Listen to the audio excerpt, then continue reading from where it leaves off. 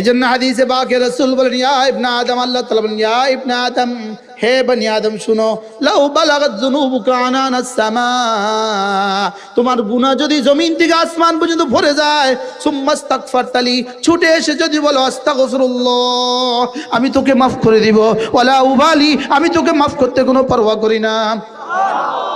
তাহলে কয় কাজ? রব্বুল আলামিন বলেন, যদি তিন কাজ করে, তিন কাজ, শিরিকের পরে যদি তিন কাজ করে, জেনার পরে যদি তিন কাজ করে, চুরির পরে যদি তিন কাজ করে, ডাকাতির পরে যদি তিন কাজ করে, কয় কাজ করে? তিন কাজ। এক নম্বরে তওবা করে, দুই নম্বরে ঈমান আনে, তিন নম্বরে আমলে সালেহ।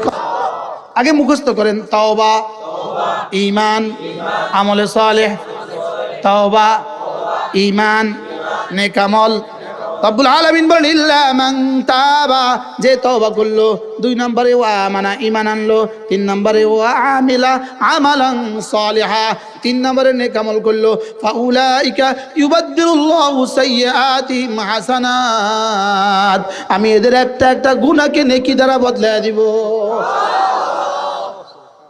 এবার রব্বুল আলামিন বলেন, ওয়া কানাল্লাহু গফুরুর রহিমা।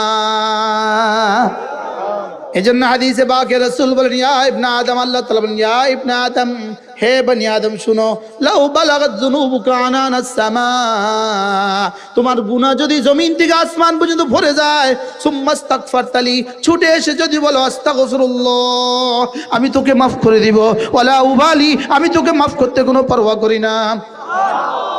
তাহলে কয় কাজ? এক নাম্বার, দুই নাম্বার ঈমান, তিন নাম্বার নেক আমল। কয় কাজ? কি কি? তওবা, ঈমান, নেক আমল।